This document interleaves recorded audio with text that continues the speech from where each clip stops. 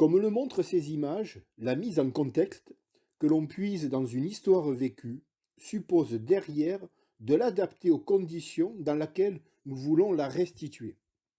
Ce travail n'est pas simple, c'est contextualiser en fonction cette fois de l'environnement du lycée, c'est-à-dire des moyens disponibles sur le plateau technique. Toutefois, comme nous l'explique Jean-Marc Monteil, aussi puissant sera l'intérêt pour dénicher le bon contexte jusqu'à le contextualiser d'une manière très fidèle, rien ne dit qu'ensuite l'élève va éprouver le même intérêt pour cette contextualisation que l'on lui propose. Raison pour laquelle il convient de la lui présenter sous la forme d'un défi. La tâche n'est pas autoportante, elle ne se suffit pas à elle-même, comme pourrait le deviner un adulte. Ici, il faut ajouter un intérêt qui dépasse le quelque chose pour aller aussi vers le quelqu'un. En quelque sorte, l'objet, la chose, ne suffit pas. Il y a aussi l'individu qui nécessairement va devoir agir dans un contexte. Alors, présenter un contexte, c'est à la fois décrire un environnement professionnel, représentatif du métier, que l'on contextualise aussi en fonction des élèves, en essayant autant que possible d'y trouver un intérêt sur un plan personnel.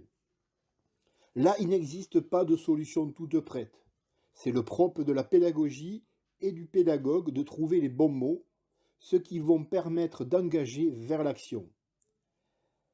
Aujourd'hui, et probablement encore plus demain, être un ou une enseignante en lycée professionnel, c'est composer autant avec des dimensions purement professionnelles et d'autres plus sociales que sont les élèves. L'une des pistes qui permet d'y parvenir, c'est la pédagogie active, lorsqu'on propose des situations d'apprentissage qui bousculent. Ce sont celles qui transgressent le savoir ou celui que l'on croit savoir. C'est-à-dire proposer un contexte nouveau, différent de la règle apprise qui oblige à cogiter, à faire autrement. C'est soumettre des situations dans lesquelles se présente un problème, jusqu'à celles qui viennent perturber les représentations toutes faites. Les contextes ne sont que des prétextes pour mobiliser et ou remobiliser les connaissances que l'élève, à sa façon, doit déconstruire pour les reconstruire dans cette autre proposition. C'est quoi là, vous pouvez l'expliquer? Vous allez voir, en fait, je mets juste une ficelle. Comme le prof il nous a dit, on met une ficelle là-dedans, dans le cylindre. Ça sert à quoi là À bloquer le piston. Au lieu d'apprendre un bloc piston qui va peut-être des fois abîmer le piston, même si c'est fait pour, ça peut de temps en temps, pour remettre le...